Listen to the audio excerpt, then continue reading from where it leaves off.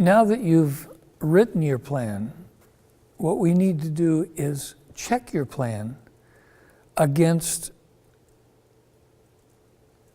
the impact areas, wisdom, physical, social, and spiritual, and you need to make sure that they're all included, and then you need to evaluate your plan on the basis of the criteria, the 10 characteristics. Now, you'll notice in the handout that you printed out, you'll notice under the slide checking the plan that you'll see that this group, they ask themselves, okay, where in our plan are we demonstrating God's concern in wisdom? Well, that's obviously in step 10. That's the seminar content. Where does physical come in? Well, they said it wasn't planned, but it was a possible byproduct if the husbands took to heart what they learned in the seminar and began to demonstrate their love toward their wives. Number 3, spiritual. Well, that was in step 10. It was in the principles of the content of the seminar that was taught. And then social, they felt that they reflected the God's social concerns in steps 6, 9, and 10 with community and church interaction. So in checking their plan, they went back through the plan and they looked to see, okay, where in the plan are we reflecting these 4 areas of God's concern: wisdom, physical, spiritual, and social. And then next we want to check the plan against the 10 characteristics. And so you'll see in your handout where they felt that each of these characteristics was reflected or not reflected in their plan. And then they asked questions about, was it balanced and focused, and was it ongoing?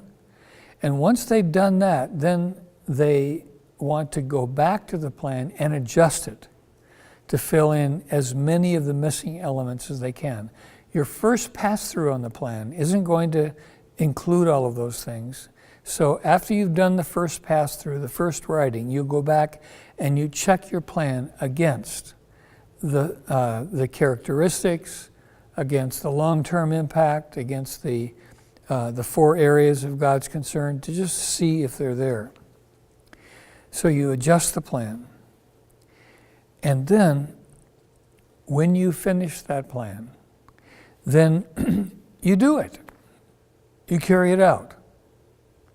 And so our encouragement to you and your group is that you work on the plan together. You go back and check your plan against the things that we've studied during this lesson. And then you do it. But after you do it, be sure you evaluate your plan. And easily missed in the evaluation of the project is that you don't evaluate it at all. You just do it and you think, oh, wow, that's good. That was great. You need to sit down, evaluate what worked, what didn't work, what could you do better next time through. And then when you've done that and you write a report, then you want to do long-range planning. And you look at this slide and you can see that this particular group looked ahead and they thought, okay, what kind of seed projects do we want to do in these 4 areas? And so in the wisdom area, they have 2, spiritual, they have 2, physical, they have 2, social, they do 2. A number of the churches that have learned to do seed projects, they think ahead. Okay, what are we going to do all during the year? If you do 1 a quarter, that would be 4 seed projects during the year. If you do 1 a month, it would be 12 seed projects. And the whole purpose of this is for you and your church to demonstrate God's love in all 4 areas to the community.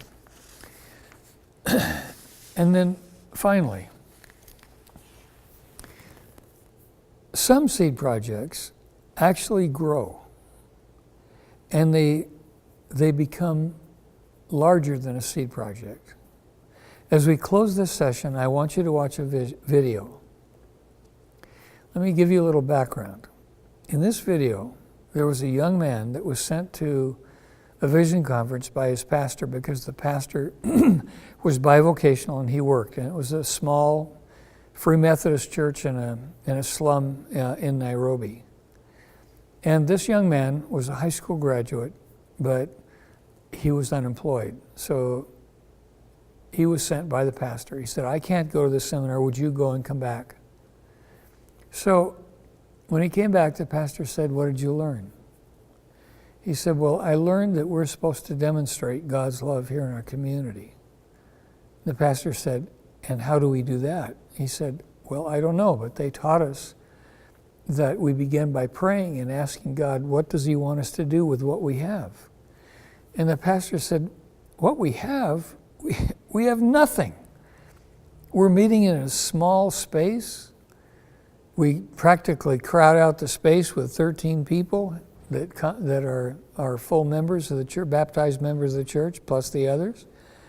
And he said, you know, I'm the only one that I know of in all of our membership that has a job. And this young man, Meshach, responded. He said, Pastor, I don't know what we're supposed to do. But we were told, let's begin by praying. So they did. They prayed. As they were praying, they heard children running around outside. Children that should have been in school, but there was no school in Kagishu. And so they decided that what they could do as a seed project was to see if the parents of these kids in their slum community would be interested in sending them to this small building where they held church as one room, and the unemployed high school graduates of the church could volunteer to teach their kids how to read. That was the seed project. Just find out if there's an interest. They did that. That was the seed project. But what happened as a result of that seed project was that in the subsequent years, that school ended up with over 400 kids. They had a staff of 20 that were paid. Other schools had been started. Actually, as a result of this demonstration of God's love, 4 new churches sprung up, and the members were parents of those children that were being provided an education. Today there's a secondary school. And one day, a number of years later, I asked this young man who'd come to the seminar, I said, would you come and share the experiences with a seminar conference I'm going to be giving? And he came. On the way, he said, Bob, I have a question. I said, what is it? He said, you taught us how to plant a seed. Now I need to know, how do you manage a forest? I said, Meshach, I don't have a clue. But there are people who do in your community who are running schools. Go visit them. Ask them the questions that you have. Well, these ongoing projects, the multiple schools, preschools, primary schools, a secondary school, none of these are seed projects. They're way too big. But the seed project produced a forest. And sometimes that'll happen. But you don't expect that it will. You just do what God has called you to do. And what Meshach felt that God had called them to do was check out to see if the parents in the community would be interested in having their unemployed high school kids who did not have teacher certificates to teach their kids how to read. That was the seed project. They were interested. They started school with something like 13 kids. I want you to watch the video. And as you watch it, ask God, God, show us what it is that you want us to do. Whether it grows into a tree or a forest or not is okay. We just want to be obedient to what you've asked us to do. May God bless you as you plan and execute your seed project.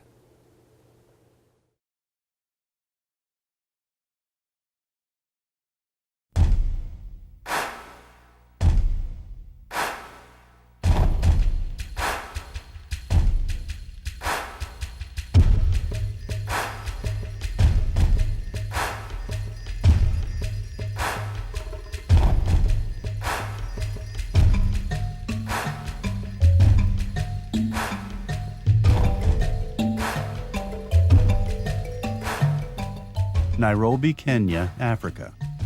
The commercial, cultural, and recreational hub of East Africa.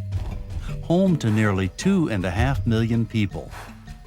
Diverse, multiracial, economically unbalanced. 33% of the city's population lives and works in the city. The remaining 2/3 of Nairobi's population live in slums so congested and filthy that even city officials avoid them as often as possible. Virtually all slum residents view themselves as stuck in endless poverty. One of the toughest slums in this city of slums is Kagishu, which means the knife. In 1997, the 15-member congregation asked Meshach to attend a vision conference and report that which he learned. Meshach returned with a new vision of what God can do through believers absolutely committed to showing the love of Jesus Christ in practical, holistic ways. I was a very good Christian before, and I knew I was saved by then. I could tell other people about Jesus. But there's one thing that I had not known, that doing God's will is not optional. I had not known that. So I came to realize from that vision conference that doing God's will is a must. You don't need to do it or to live it, but it's a must. We are requested by God that we should extend His love to other people. Together with Meshach, Pastor Toby, his wife in Dismas, an elder at the church, began praying about what seed project their church could do to demonstrate God's love in their community. Even though the church was materially poor, they believed in spiritual resources beyond their own physical capabilities. It came after we had a committee of the church, and then we decided that we should choose somebody to attend the seminar. Then we saw that Meshach was able. We chose him, prayed for him, and we sent him. Motivated by the Spirit of God, the church opened a primary school to educate the children of Kagishu and help them rise out of poverty. Meeting in one room with no books, no desks, no equipment of any kind, and no training and education, but a belief in God bigger than themselves, the school opened with 13 students. We used the church premises to begin the school. In fact, it was just a room, a single room. And it was in that single room that we placed all these children. As the number increased, we continued to divide the children into groups according to age and what they had learned before. So if you had ever been in class 2, we put you in a given group. If you have ever been in class 3, we put you in a given group. So we had about 4 teachers now. So we had to divide them.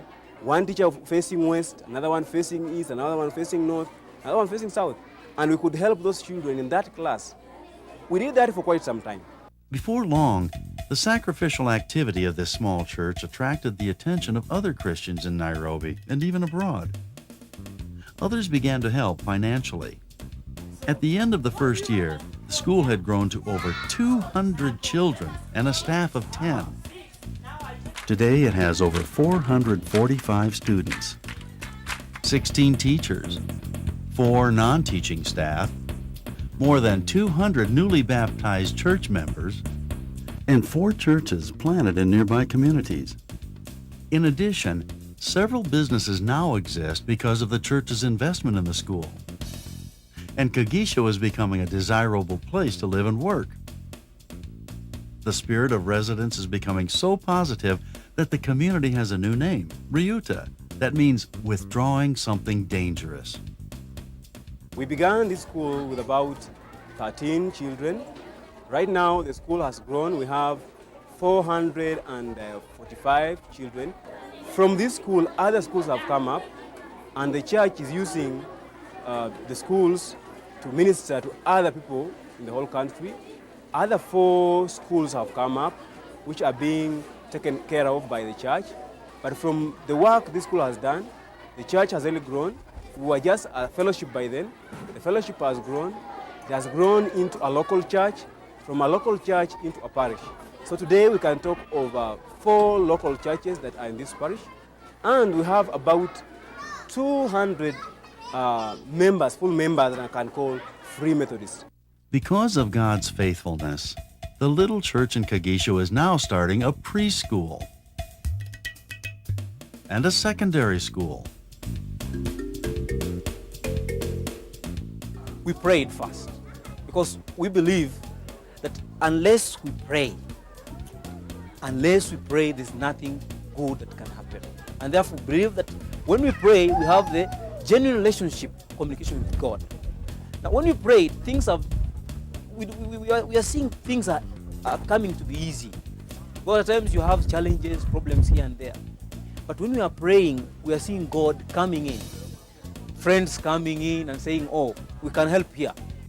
Most important, both church members and town residents have seen the love of Jesus Christ demonstrated and multiplied time after time after time.